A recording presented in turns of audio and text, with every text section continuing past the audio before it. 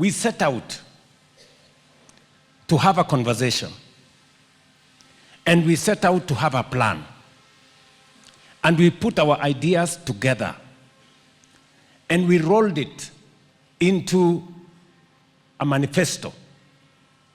And today, this is one of the meetings that confirms that the manifesto was not a piece of paper, that the manifesto was not a newspaper, that it was about a plan, about real issues affecting real people.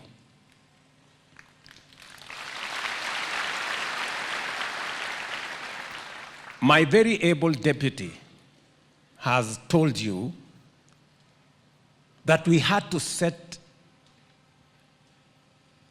the base.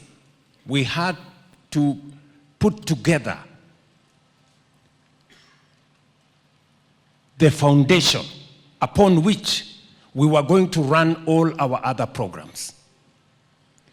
And that foundation was the soundness of our economy. I am very, very, very proud of this moment that Kenya is finally doing what is right. We are finally taking charge of our own destiny and changing our country for the better. Yes. You guys will be working in real, live infrastructure projects, either in a market or in a hostel or in a housing program. You will be there, and you will experience firsthand that Kenya is changing. And you will help us.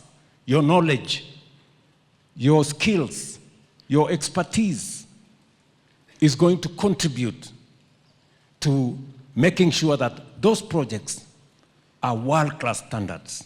They are efficiently delivered, they are professionally handled, and they are safe for our markets and hostels for our students and houses for the people of Kenya.